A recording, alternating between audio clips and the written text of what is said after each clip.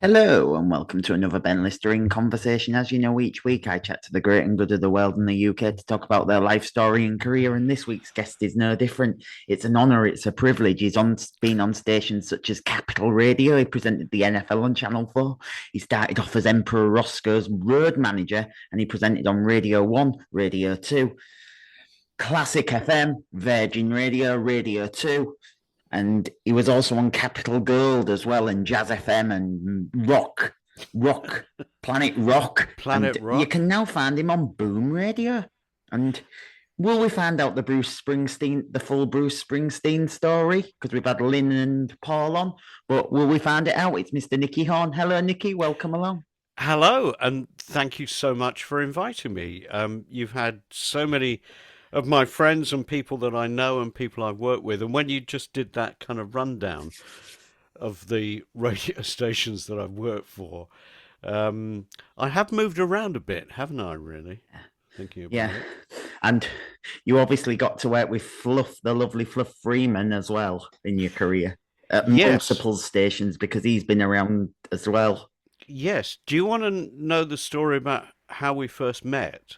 Go on then, tell me, and we'll Okay, start at so the. I was about I must have been about 18 or 90. Yeah, I was about 18.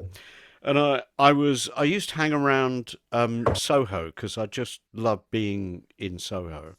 And there was a coffee bar there and I met a record plugger. And I said, I'm a wannabe DJ, and he said, he said, I can get you in to Radio One. He said, I can get you into the studios. And this was long before they had, massive security. And he wrote on a napkin he drew a map on a napkin of how to get from the front door of Broadcasting House to the continuity suites, which were the Radio 1 studios, right? So one Sunday lunchtime, I put a suit on, so a jacket and tie, so I looked like, I was serious. I walked into Broadcasting House, and there was a commissionaire there, no security.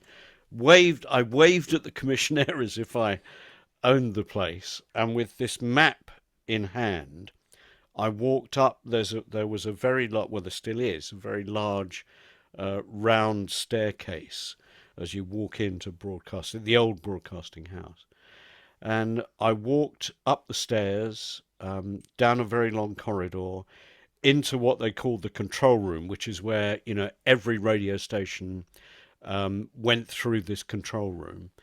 And then with this map, I found the studios, the Radio 1 studios. Remember, I was not authorized to be there at all. And I walked into the studio, and there was Alan Freeman rehearsing for Pick of the Pops with his producer, a guy called Dennis Jones. And he said, "Hello, and who are you?" And I said, "Oh, hello, Mr. Freeman. I'm Nicholas B. Horne. I called myself then.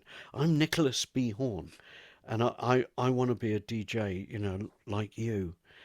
And Fluff said, "Well, just sit down there at the back." And there was a kind of a banquette, if you will, at the back of the studio, his studio rather, control room. And I sat there, and there were a few other people there. In fact, Phil Swern, the late Phil Swern, was there because he too was a radio geek. And I sat there and watched Fluff work and do Pick of the Pops live. And that became my Sunday afternoon sort of thing. I would go there every Sunday afternoon. Fluff would let me sit behind him and let me watch him. And watching Fluff work, remember these are the days when there were turntables and carts and mixing desks, and watching Fluff work, and the speed at which he worked and how he worked the machines was like watching a ballet. It was it was choreographed. He was incredibly graceful in his movements, really fast. Um, and I learnt a lot from Fluff. And then to work with him at Capital was an absolute joy. He was a really, really good mentor. He gave me lots of good advice when we were at Capital. He was just such a lovely man. Yeah, and going back to Radio 1, how did you end up as Emperor Roscoe's manager, I wasn't his manager. his road manager? I was a roadie and his assistant. Um, well, that's another one of those kind of serendipity things. Um, I had a friend. This is sometime later. I had a friend called Chris Grant, and Chris was at the time the kind of voice of God of Radio One jingles, um, and lovely man. And he had a very, very deep voice, and at the time I sounded very like Kenny Everett. And he and I decided that we would do a demo for Radio One called the Horne Grant Phonographic Company. And the idea of this was like a two-handed thing, like Kenny and Cash, but it was the scene was that this was a country manor that it was Jeeves and Wooster basically, and we would invite people round. So I was Wooster and Chris was Jeeves, so he was the butler, and we would invite people round and we would interview them and play tunes. Um, but because the way that we recorded it in bits, in sections, and in fact, the first interviewee that we had, the first guest, was Lulu, because Chris knew Lulu, and Morris Gibb as well, because they were married at the time. We recorded this in sections, and we ran out of money in this private studio. So Chris went to the BBC one night because he was, allowed to go in there, and there was a small studio in a place called Egdon House. Now, Egdon House was basically where Radio One offices were, and Chris was there one Friday night editing this program together, which he shouldn't have done because it was nothing to do with the BBC. And Emperor Roscoe was walking by the studio, and he knew Chris, and he heard my voice, and he said, "Is that Kenny Everett?" And Chris said, "No, that's a young guy, cool. You wouldn't know him." And at the time, Roscoe and Everett used to follow each other, and Everett would come on after Roscoe, and they would do this handover. And Everett would always get the better of Roscoe on this handover. It was always very amusing. Anyway, Roscoe thought that, I could imitate Everett and that would throw Everett. So he said to Chris, "I want to see this guy now." And it was like, I don't know, 9 o'clock at night. And Chris rang me at home. I was living with my parents in Palmer's Green. And Chris said, "Look, you're not going to believe this, but Emperor Roscoe wants to see you now. Here's his address." And it was a mansion flat in West Kensington. So I got into my mum's Mini and drove to West Kensington. And I got there about 10 o'clock at night, I think. And Roscoe was there with his manager, Henry Henroyd. And we chatted. And he basically said after about 40 minutes, he said, "Look, my assistant, Noel, has just left." He said, I've just fired him." And he said, "I need a new assistant. And, would you consider doing that?" And he said, "There's a spare bedroom here. You can live here in this flat and come on the road with me. And there's a studio in there and you can learn studio techniques." And it was, when I look back at it now and think that, this happened completely out of the blue, I mean, it astonishes me. And so a few days later, I moved out of my parents' house in Palmer's Green, moved into this amazing mansion flat in West Kensington, and became Roscoe's assistant and roadie. So I was one of the roadies, and I would do the warm ups for him on the Roscoe Roadshow. We'd travel the country in this double wheelbase Ford Transit van with all the gear and stuff, and it was incredible. And I actually taught myself to edit because there was, as I say, the studio there. I used to edit his jingles and make jingles for him. So then I would go into Radio 1 on a Saturday with him and sit with him in the studio, and then we'd go off and do a gig somewhere. My first visit to a bordello in Paris was with Mike Roscoe. Excuse me. My first visit to a bordello in Paris was with Roscoe. It was yeah, it was incredible. I was very, very fortunate. It's all about luck and timing, just happened to be in the right place at the right time. And what was it like being working with Rosko, and how did that emulate into your Radio 1 gig? Um, I think, I mean, working with Roscoe was an incredible education, not just in terms of radio, but in terms of life. As I said, when he invited me or he asked me to go with him to Paris, because he was very big in Paris before he came to, or very big in France before he came to the UK to Radio One or to the Pirates before that. And he was still big in France. I mean, he was a big star in France.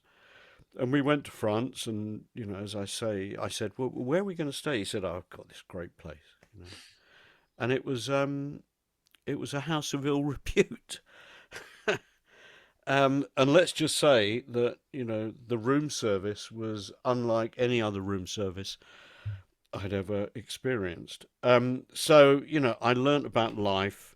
I learnt about being a DJ and doing gigs and things like that. And because I was at Radio One with him every Saturday, I got to know the various producers. In fact, his producer was Aidan Day, and Aidan then became head of music in the very early days of Capitol. So it's a small world. Um, and through being at Radio One with Roscoe, I started doing interviews for a program called Seen and Heard.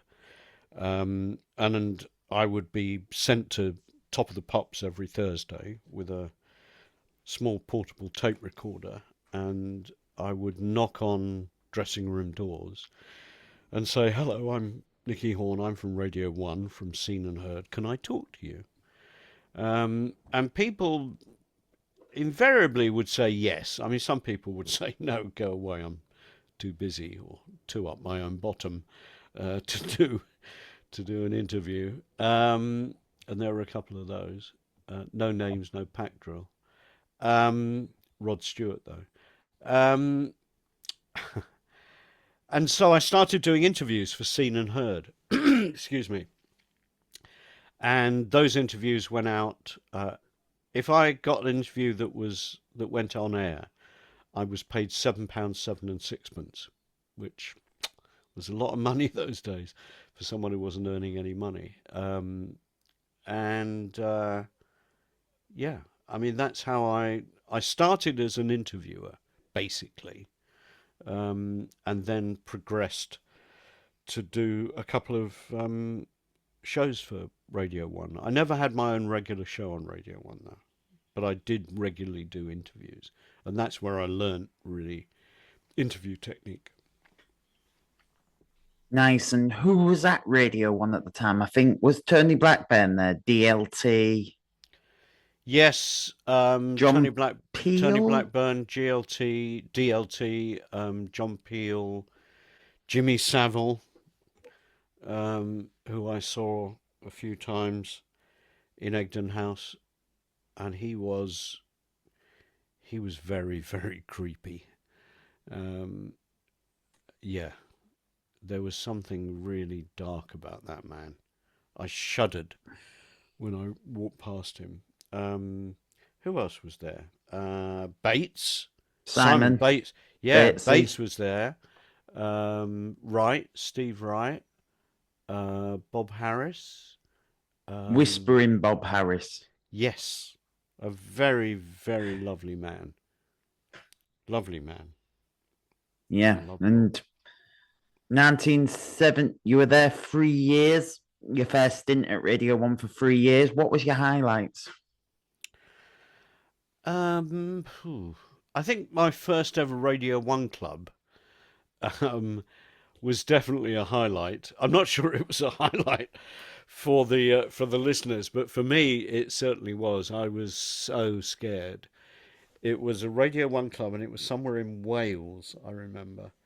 Um, and I'd never done a Radio 1 club.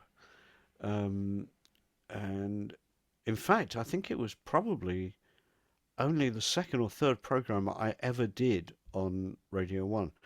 And I was standing in for somebody, I can't remember who it was. Um, I'm doing an outside broadcast, in front of an audience, was very different to doing a gig in front of an audience, the Rosko Roadshow. And I was absolutely terrified. I managed to get through it, but it wasn't a great program. But I do remember that. I remember the other thing I remember is I did some work for BBC World Service. What it was called then was transcription, and they sent me to Australia, business class to Australia, to Sydney, to do an interview and a documentary with In Excess. I remember that. I mean, I was on this plane, a Qantas plane, savouring the delights of business class, on my way to Sydney, and I just thought, this is incredible. How did I get here? It's like that Talking Heads track. How did I get here? This is incredible. Yeah, there were quite a few highlights at Radio One, but the real highlights of my professional life until Boom came along, really was Capital and the start of Capital, and being in at the very beginning of commercial radio. We had a palette of colours that we could use. There was no. We were doing something that someone else had never done before, and we had the most incredible program director, a guy called Michael Bucht, who had this vision for what local commercial radio could be, and he was a genius and a wonderful human being. And those early days of Capital were astonishing, And absolutely astonishing. how did you end up coming to leave Radio One in 1973 to join the mighty Capital with greats such as David Simmons, Mr. Everett, Dave Um, Cash? well, I was working at United Biscuits Network at the time, so I was doing Radio One. I was doing interviews, and I was doing the occasional stand-ins. I had a regular show on the United Biscuits Network, which was this radio station in a biscuit factory, where Roger Scott was essentially my boss.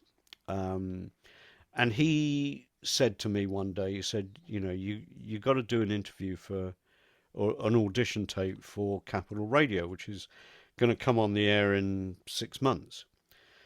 And I said, well, the initial publicity for Capital was that they're going to play kind of middle of the road stuff, Frank Sinatra and Ella Fitzgerald and stuff. I said, I'm not interested in that. And he said, you've got to apply. And I didn't for like a couple of weeks. And he would be in the studio next to me, and there's a glass wall between each studio at UBN, and I would be doing my show for local factories, and he would be doing the network show. And he would come on the talkback to me into my headphones and say, "Have you done that tape yet?" And he'd nag me and nag me and nag me. So in the end, I sent this tape in of one of my shows on UBN. And a couple of weeks later, I got a phone call to say, "We'd like you to come and do an audition." And I went to do this audition in a studio. I remember it was in the city, somewhere in the city of London. And the studio was not like a normal self-op studio. It certainly wasn't like the one that I used at Radio 1, which in its also in its way was unique. It wasn't like the one that I was using at UBN, which was much more standard. Everything was kind of mixed up. There was no kind of, it wasn't user friendly, and I think that was done deliberately to kind of put people off their stride and see how they cope with that. Anyway, I did the audition. Dave Cash actually auditioned me. He was the person in the control room who sat and listened. And a few weeks later, I was at home. Roger Scott had already got the gig.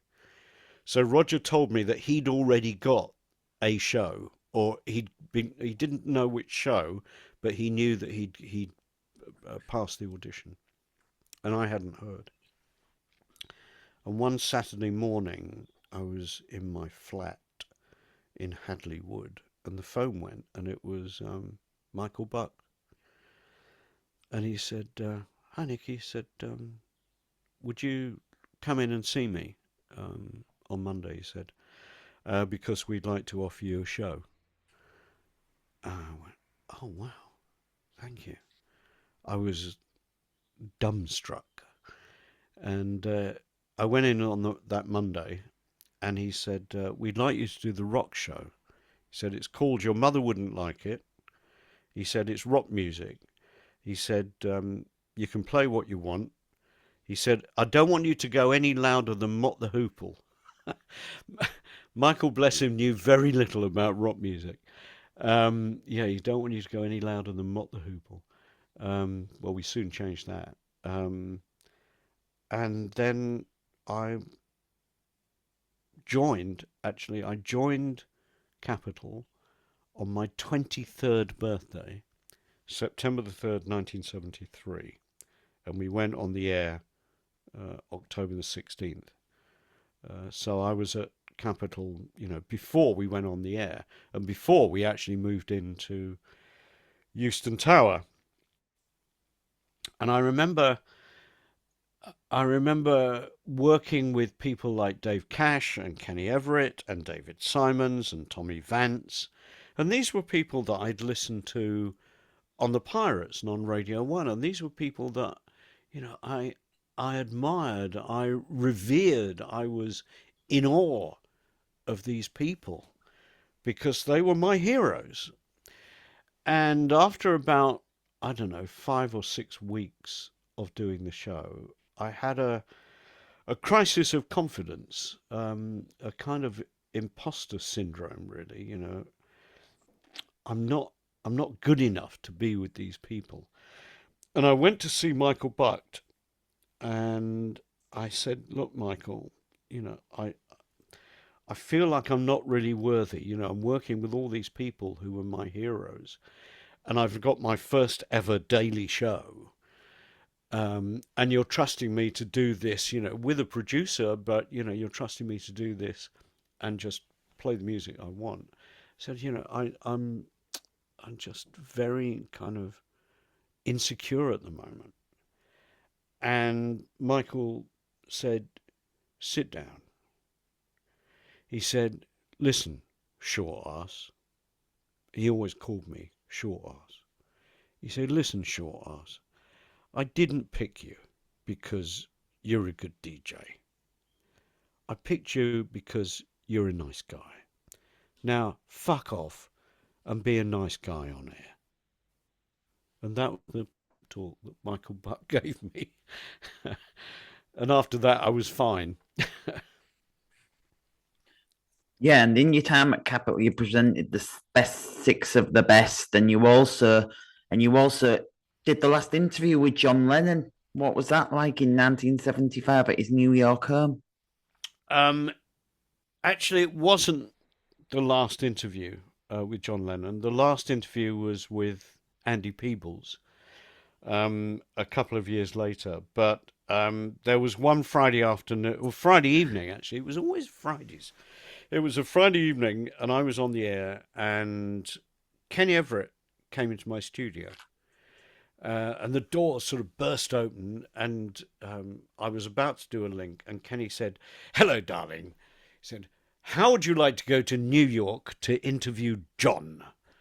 And I went, "John who?" And he went, "Lennon, silly Billy." And he explained to me that John Lennon had been in touch with him, with Everett, because they'd known each other since the Liverpool days, both Liverpool lads, and Everett went on the first American tour for the Beatles for when he was working for Radio London. So, they were very friendly. And Lennon said to him, "I want to do this interview," he said, "but, I want to talk about some, quote, heavy stuff."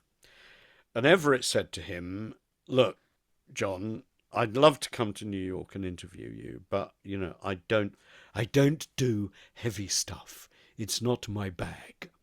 He said, "But I do know someone who who would love to do that." And it was Everett who suggested to Lennon that I go to New York and do this interview. And so I went. It was my first ever time in New York. I was awestruck. And this was a couple of days after. This was like the Wednesday of the following week that I went to New York. I was terrified because Lennon was my hero. Um, I walked into this flat apartment. Really, it's not flat apartment in the Dakota building in New York, which is a very imposing building, very imposing Gothic building, which just added to my nerves. And I walked in, and he said, "Yoko's not here." He said, "and I knew you were coming." And he said, "I've baked some cookies." He said, for you, especially. He said that these aren't instant mix. He said, "I've made them. Um, I made these cookies, from scratch." So he said, come and sit in the living room. And I went into the living room and sat on this white carpet, and there was the white piano there, and everything was white. The only thing of colour in the room was a brass telescope that looked out over the Hudson. And I sat on this shag pile carpet with the coffee and these chocolate cookies that he'd made. And he realized how nervous I was.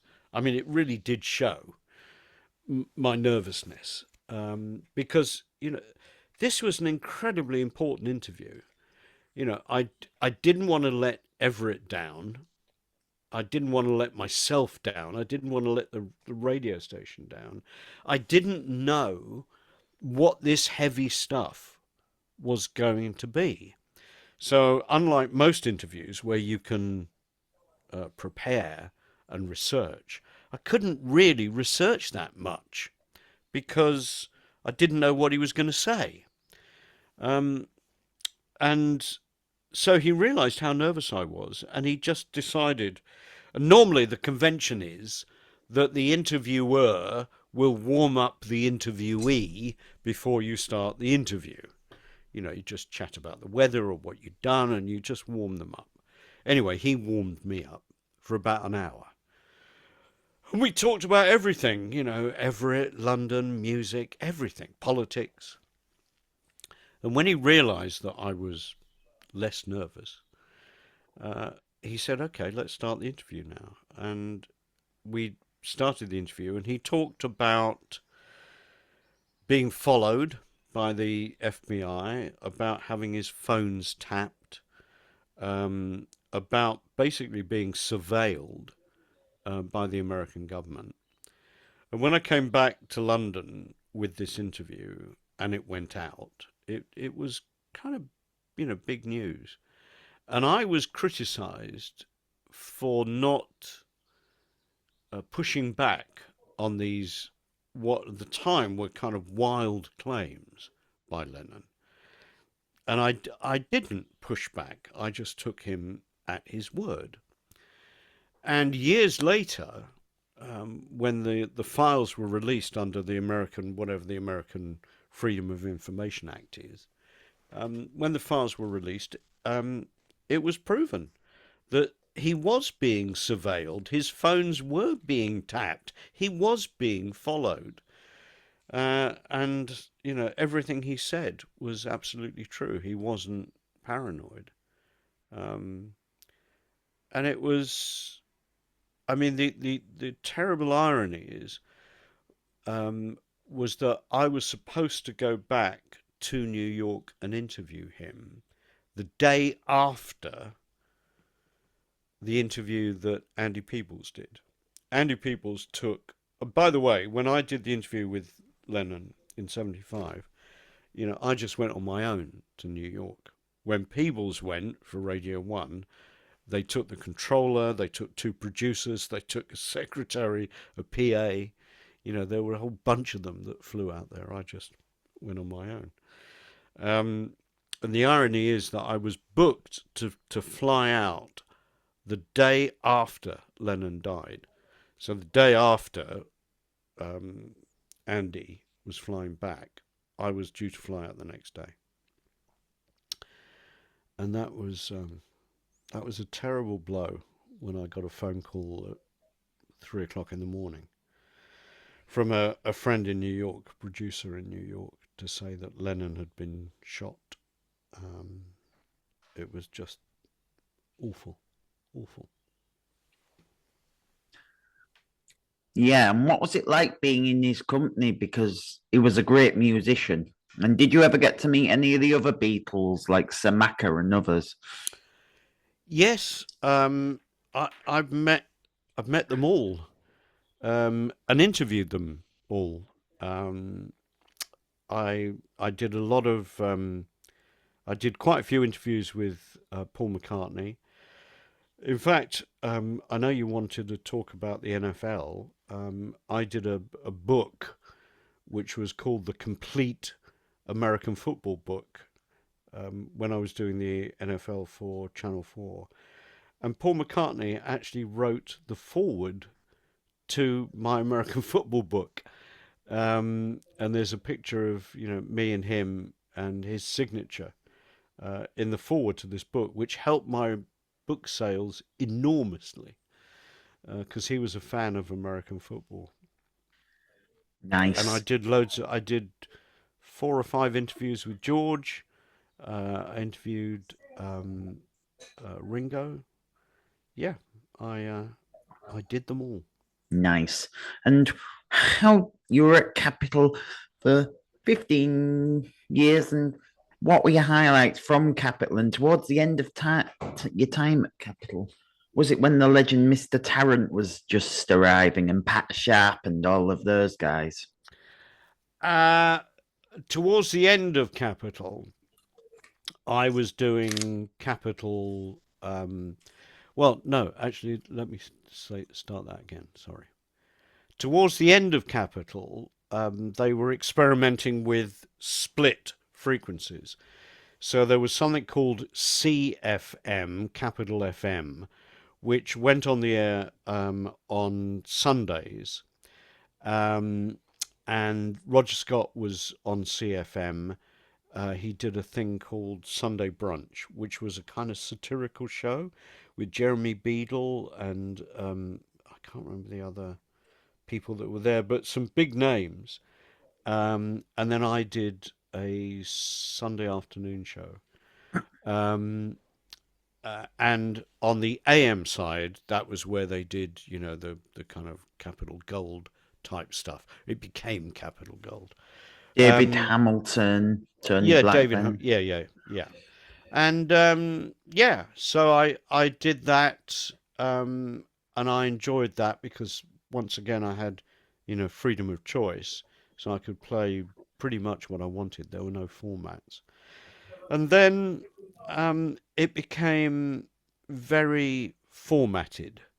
There was Capital Gold and there was Capital FM, and Capital FM became much younger and much more formatted. I mean, it was the format was very, very tight, and you couldn't veer from it. So the idea of, years ago, prior to that, where I would go into the record library in the afternoon, with my producer, and we'd just pull albums out, and we'd go into the studio at 6:30, and we wouldn't know what we were playing. It would just happen organically throughout the show. That was the kind of radio that I wanted to do. I didn't want to do format radio. And unfortunately, all of the when I then went to Virgin, they said to me, we really want you to do the drive time show. And they persuaded me, and crossed my palm with silver. And they said, we want you to do drive time on Virgin. And then when I got to Virgin, to begin with, it was great. It was really good. And then Virgin itself wasn't doing very well, and they brought in Australian consultants who knew, to use a technical term, fuck all about music. Um, and they tightened the format so greatly that you couldn't play what you wanted, and there was even a stopwatch at one point on how long you spoke for. You could only speak for like 20 seconds or something. And I hated it. It was just everything that I loathed about um, being in a straitjacket when I was on the air. If they want me, they wanted my name, but they didn't want me, is essentially what it is. And so I had a very unhappy time there. I didn't like it, particularly working for these Australian consultants who didn't actually improve the figures that much at all. Um, yeah, so that wasn't a very happy time. But now at Boom, uh, when David Lloyd called me and said, we're starting this radio station, what do you think? You'd be working at home, you'd have, some freedom of choice.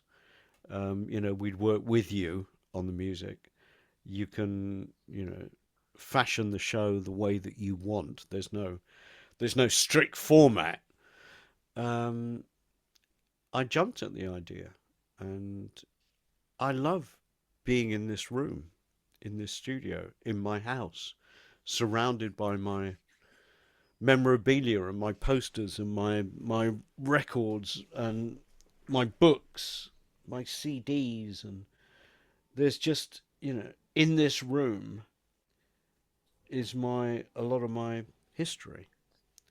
Um, and it's wonderful to be able to come down here from the bedroom, which is at the top of the house, And um, and do my show.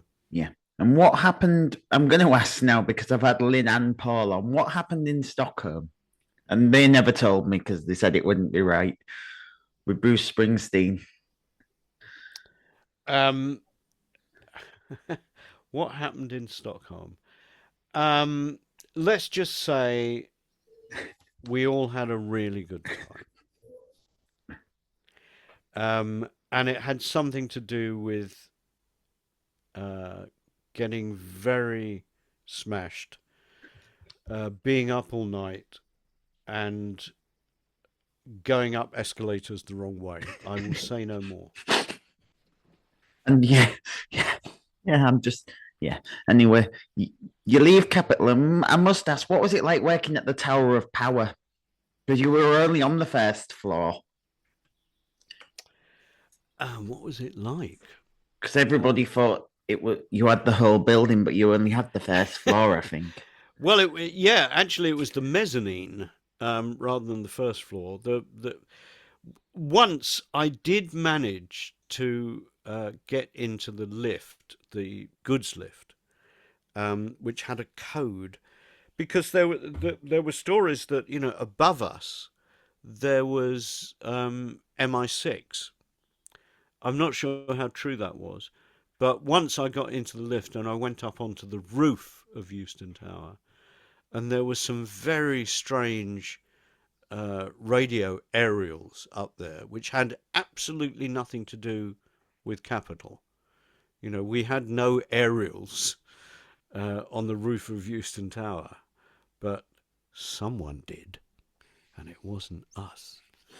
Um, I love working at Euston Tower. I shared an office with Roger Scott.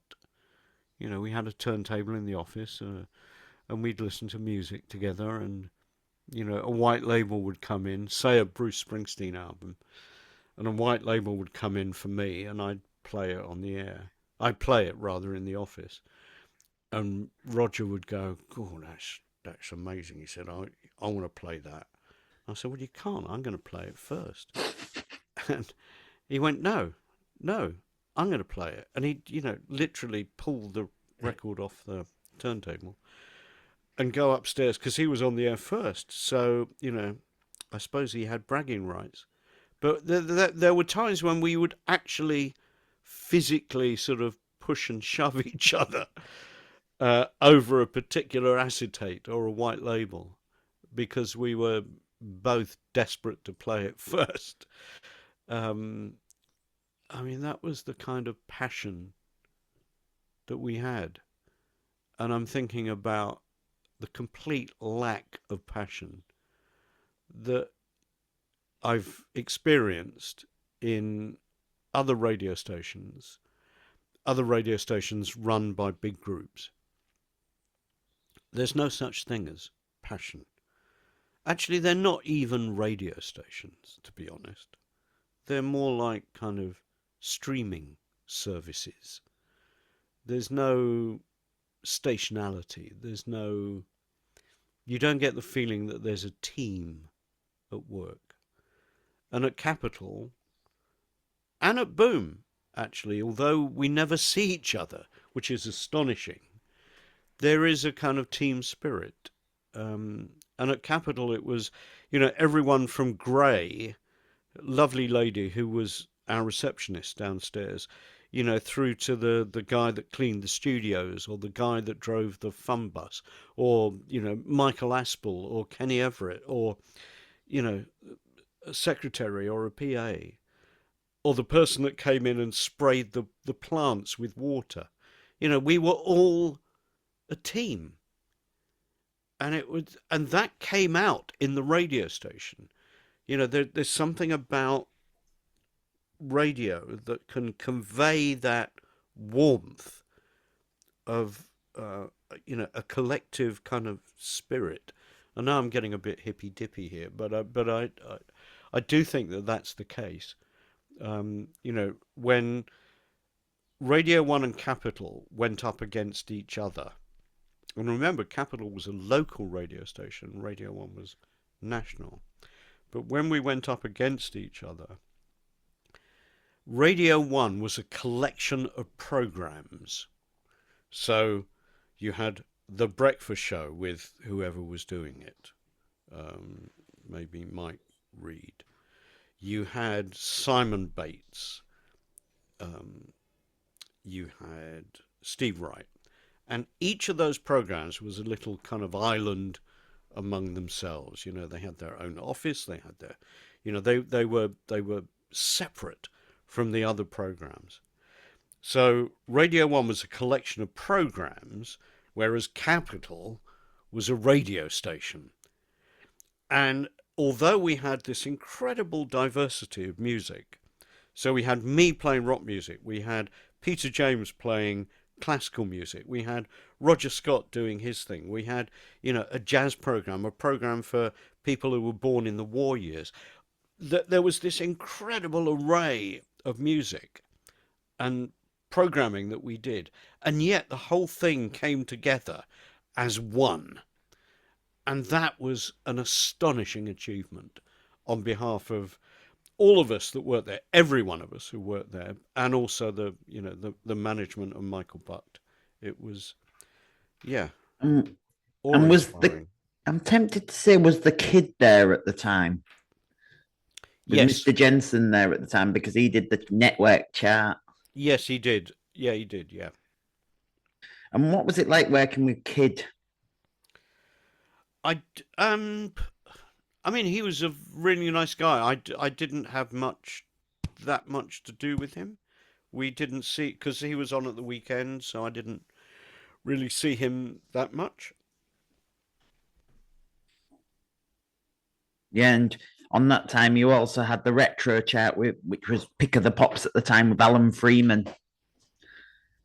Yes, yes, Pick of the Pops Take Two, as it was called. yes, that's true. Yes. And in 1986, you also got to sit in on Pick of the Pops. What was that like? Uh, I don't remember that. 86? Yeah.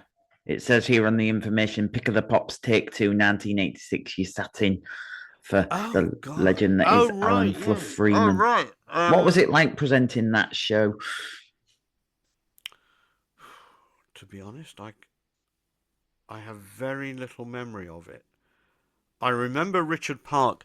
I remember Richard Park asking me to do it and thinking, why me? There are other people that are probably better qualified, to do that show because I was never really known for that kind of speed of radio. Um, I think I got away with it though. I can't. I honestly don't remember. Nice, fair enough. It's brilliant. And you also, in your time as well as Capital, you also worked with Paul Coyer on the launch of Channel 4 for their NFL coverage because Paul Coyer was the first voice on Channel 4 as well. Yes. Well, I didn't work with Paul Coyer because it was an independent production company. And how did you Uh, end up on the NFL? it was actually through Capital. A guy rang me, a guy called Derek Brandon. He rang me and said, "Can I come and see you? I'm a producer." He said, "We're thinking about doing a sports program on Channel 4, which is going to go on the air in a couple of months' time." He said, I'd like to come and talk to you." So he came and he said, "Look, we're thinking about doing, or we are going to do American football, and we're looking for a presenter." He said, "I like what you do on Capital, and I know that you love Americana." And he said, "I like the way that you kind of explain things on air, I like the way that you talk on air." So I said, "Well, that's very nice, thank you." He said, "Well, what do you know about American football?" I said, "Well, I've been to America a few times and I've watched the game." I said, "It's a fantastic game. It's so exciting. Like it's like rock music, really. It's got all of the elements of a rock concert." I said, "It's fabulously exciting." He said, "Well, what do you know about American football?" I said, "Well, I know it's territorial, and I know that it's a bit like rugby." He said, "Well, what do you know about it?" And I said, "Well, that's it really." He said, "You don't really know anything about it, do you?" And I said, "No, not really." And he said, "Okay, you're hired." And um, he wanted someone. He wanted someone who knew very little about American football, who could take the audience with them and say, "Look, I love this game. I've seen it a few times. It's incredibly exciting, but come with me and we'll learn together." And basically how I got the gig. There was this guy, Miles Aitken, who was a basketball player, but he actually knew all about American football. And he taught me, if there was something that I saw on screen that I didn't understand, I would ask Miles on behalf of the listener. And that was how that started. Brilliant. And what was it like presenting the NFL? And what was it like? What was that Tesco advert all about? How did that come about in The Chicago? Tesco ad. Um, I went to Chicago, to the Chicago stadium, Soldier Field. So I went to Chicago to Soldier Field with this production company to do an ad with The Fridge, who was a huge American football fan, who was a huge American football player. He wasn't a great player, but he was massive. That's why they called him The Fridge. And we did this commercial, and I was in Chicago for like 4 or 5 days filming at Soldier Field. It was wonderful. And I haven't seen that commercial for years, and I'd love it if you could send me a copy of it, please. I'll find it in the archive somewhere, but I'll try and find it for you, sir. But Thank you. yeah, and 1988 rolls around and you leave Capital and you rejoin in the early 90s. You do standing and you also were on Classic FM and you also worked on commercial radio overnight sustaining service to Superstation in the early 90s as well. Yes, yes, How did you I rejoin Radio 1? Was that Paul Robinson or Johnny um, Baling? that was Johnny Baling. Yeah, I went back. Um, I'm afraid I'm going to run out of time fairly soon. How much longer do you think we've got? I'm not sure, but we'll just whiz through these. So you're at Virgin as well and Radio 2 and Capital Gold, Jazz FM and Planet Rock and Boom. Yes, I've moved around. And yeah, what was it like working at all those stations? Well, each radio station is different. They all have different kind of working practices and different um, personalities, if you will. So I've been very fortunate in being able to do lots of different formats. So everything from pop to rock to interview to um, talk to classical music to jazz. I've worked the whole kind of spectrum of music. I think I'm the only presenter to have had regular shows on every national network, um, every commercial national network, and Radio One and Radio Two. So yeah, Mm. it's been a What was it's your been a best interview you've ever done, and what track is your guilty pleasure, and what track would you chuck in the bin, music wise? um, I think the best interview I ever did was probably John Lennon. I mean, it's the most memorable.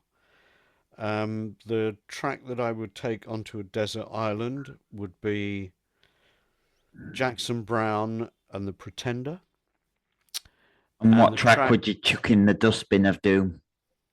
anything by Right Said Fred. Fair enough. And where do you see yourself in 10 years' time? And what would you say to your 10-year-old self? Whew, I don't know where I would see myself in 10 years' time.